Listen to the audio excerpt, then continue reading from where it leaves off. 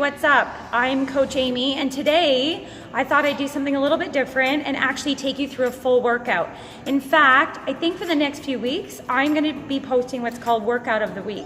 So that you can kind of work out along with me, try something different maybe than what you're used to. Who knows, you might have some fun doing this. So I wanna explain to you what our workout today is going to be. So the workout today we're gonna do is gonna be a total body endurance training program type concept.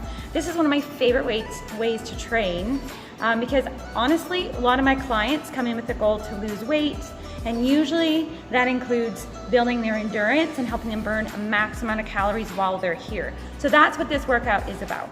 It's about maximizing the calories that you're burning and really feeling the burn of those muscles, okay? So there's a few key things you have to remember when you do an endurance workout. First of all, as a total body concept, you want to choose opposite muscle groups to be able to superset between, like upper and lower, or push and pull. That's the first idea.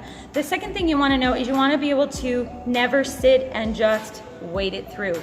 You're always should be moving to the next exercise. And the other thing too about great endurance concepts is you want to keep your heart rate up. So something that I like to do with my clients is I'll interject some cardio segments throughout, whether they've just done a superset, maybe it's halfway through, put it at the end, things like that. So anyway, so those are a little bit about a total body endurance program should look like. So let's go ahead. I'm going to take you through the exercises.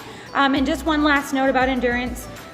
You can choose the reps and sets that you like, but let me just say, when you are doing endurance, you do have to go higher rep range. I'm gonna recommend 12 to 15, 3 to 4 sets would be great. All right, let's do this. Cool. Okay, so the first exercise we're gonna do, this is gonna be a lower upper concept. So we're gonna do the lower body and we're gonna do the isolateral leg extension. This is your yellow hammer strength, basically leg extension. So if you've never used this machine before, it's pretty straightforward, but I wanna show you some hit and misses when people do this exercise with this machine wrong. So when you get into this machine, you can adjust your seat according, but one thing I need to tell people whenever they do this is not about speed. Because of the pendulum, the opposite weight here, you want to do it nice and slow. That's where the burn happens on here. As much as the entire workout is fast, this is slow. So when you go to lift and extend, you want to do it slow, get straight, and then come down slowly. Bring it up, feel those quads contract, and then release. Feel them contract, and then slowly release. You will get a way better burn on this machine if you take it nice and slow. What's interesting is I want to show you something really quick. If you do this too quick, you basically lose the weight. As soon as the pendulum comes up, you're going to lose that sort of resistance that you want. That's why you do this slow. Okay, so that is your first lower body exercise. You're going to do as many reps or sets that you want, but you're going to take this, do one set of 12 or 15 reps, and then we're going to move to something that's upper body while we rest our legs. So let's go to the next one.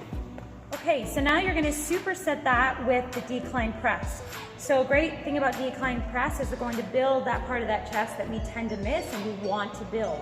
So I'm not going to put any weight on this for simplicity, but understand that all of our yellow hammer strength machines can work isolateral. That's why every machine says isolaterally, because you're going to be able to do them individually or work the same. So we're going to use just the same. We're not going to individualize this. You're going to press through. So this is pretty easy. All you're going to do is gear your seat as to how low you want that press. So I have this set for me. Slide in, sit back nice, and press. So when you get through to that press, you should get a nice tight squeeze. Bring it back and press. So of course, I don't have any weight, so it's ultra light right now, but that's going to be your second exercise. So you're basically going to take this decline press, you're going to do 12 to 15 reps, and then you're going back to the leg extension, and you're going to go back and forth between those 3 to 4 times for those sets or reps that you need to do, and then you're going to move on. Remember I mentioned about that cardio sort of push you can put in there? When you're done your 3 to 4 sets working back and forth with these two, go over to a treadmill, grab the rower, get on a bike, and go 2 to 3 minutes, pretty high intense. Go 70 to 80% of your heart rate max. Get up there, push through, heart rate's going, and then you're going to go to your next set of exercises, which we'll do next. Okay, so this is the hammer strength leg curl. So what's awesome about this is you are gonna work this isolaterally, meaning one leg at a time. And it's great because if you have imbalances, you can work with that. Because we worked the front of our leg, the quad, we worked our chest, and now we're gonna work the back side of our leg and the hamstrings. So the way you launch on this one, I'm gonna show, it's funny to see people do this sometimes, You're gonna step in, okay? I don't have weight on here for demo purposes, just fine. You're gonna reach forward and grab. You're gonna put your knee on there and you're gonna shift your weight. Stand up nice and tall, thighs against the pad, standing nice and tall like that. And then what you're gonna do is you're simply just gonna curl and then release. And I almost forgot there was no weight. I almost threw this weight. You're just gonna curl. You want to isolate that hamstring, get a nice tight curl. Simple as that. And once you've done your 12 to 15 reps, you basically flop this over. You're gonna put your foot in there, same thing, knee up, nice and tall, sit on the middle of the pad, and curl in. See, I just went through that weight. It's a little light, but that's the idea. So, second circuit round, we've got the hamstring. Let's move on to the other exercise that we're gonna superset with this, with the upper body. Okay, so for your upper body, we're gonna use the isolateral, all this yellow equipment's isolateral, but you're gonna be able to do the pull down. What I love about this one, it's a combination of a lat pull, because you're gonna be using your lats and using your shoulder blades and rowing through. So I just love the concept of this machine, we'll call it. Okay, so the way you're gonna set up this one, again, you're gonna put your weights on there, and you're gonna usually match the sides. I don't have anything on there right now for simplicity purposes. It's a demo, super light though. So you're gonna, and there's so many ways you can do this machine, but I'll just do the basics today. So what you do, if you're a little bit shorter like me, you're gonna need to grab the weight before you sit. Grab this way, so I've got my palms facing me. I'm gonna come down.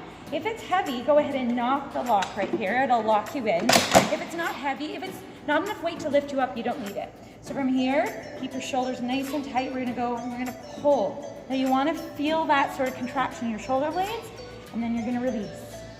Then you wanna pull, and then you wanna release, just like that. That's your isolateral row, okay?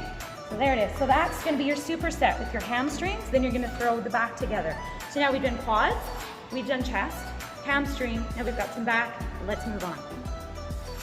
Okay, for the last set together, I'm only doing 6 exercises. I'm trying to go through quick, make it simple for you to just try this exercise combo. The last set's gonna be our V-sit, and then we'll get to our shoulders. So this is one of our Vsquat or V-sit machine of your yellow hammer strength. So the way this works, obviously you're gonna put your weights on there. I don't have anything on there for right now, so it's gonna be super delight, but beware that once you put the weight on, it surprisingly gets heavy really quickly. And I have some clients that actually, they're super base, and even my older clients that can't even put weight on it. So be aware, test it without weight if you've never done this machine before. Okay, this is how you get into this guy. You're gonna step up, there's some foot grips there, and you're gonna slide your shoulders underneath. You're gonna step up onto the plate. Now here's the key to this one. Depending on how tall you are in the legs, not tall height-wise, how much length you have here determines how far out your feet want to go. So for me, I'm about midway on this plate. And here's a quick tip for people. This is called the V-squat. So if you look at my feet, they're turned out. So I always tell clients, envision this forming a V. Okay, so that's one way you can remember this, because when you get onto this squat or this press machine, you need to make sure that you turn your toes out. It's going to protect your knees and take the pressure off the joint. Okay, so when you're in here, when you're ready and you find that right spot, and sometimes once you do it, you kind of have to shift a little bit. When you're ready, there's a locker on this side. You don't need to touch it, because when you come up, the locker is going to release. So all you're going to do is you're going to come down to a comfortable depth, preferably 90 degrees, maybe deeper if you can. Feel the glutes work and press up. Come down, glutes and quads are working, and we're good to go. And then when you're done, there's a bit of a locking mechanism over here. When you're done, you do need to lift it up so it can come in and lock, and then I can come down and release, and I'm good to go. That'll protect you. So that's your second last exercise. Let's go to the shoulders. Okay, last exercise is your lateral raise. This is for your shoulder region. The only muscles I kind of kept out of play here was bicep and tricep, but remember, they're generally working quite a bit at a time through doing the chest exercise and the back exercise. So with a lateral raise, it's all about starting point to end point. So with the lateral raise, it's called lateral raise because we're raising laterally away from our body, okay? Just remember, the further away the weight is from the pivot point, my shoulder, the heavier it is. So let's say I'm choosing a weight and I'm going, this isn't too bad. One thing you need to note about the shoulders is they fatigue quickly. So start out, just try it out. You might find by the time you get to 15 reps, totally different feeling. You're burning out. Let's say you want to go up in weight, you try the heavier weight and you're like, I just can't do it. Here's a tip. By bending the elbow, you're bringing that weight in closer to your body. Now it's lighter, so it allows you to kind of go up in weight. So then I'm doing a lateral raise. You can even swing it out a little. Do you notice the bend? So I'm bringing this up and I'm lifting. But the hardest thing to do with this one is to not let your arms lead. A lot of people lead lateral raise, they go. So now I don't know what that is. That's not a lateral raise. It's difficult because you're fatigued, but try your best to let your elbows stay slightly above or in line with the arms, if that makes sense.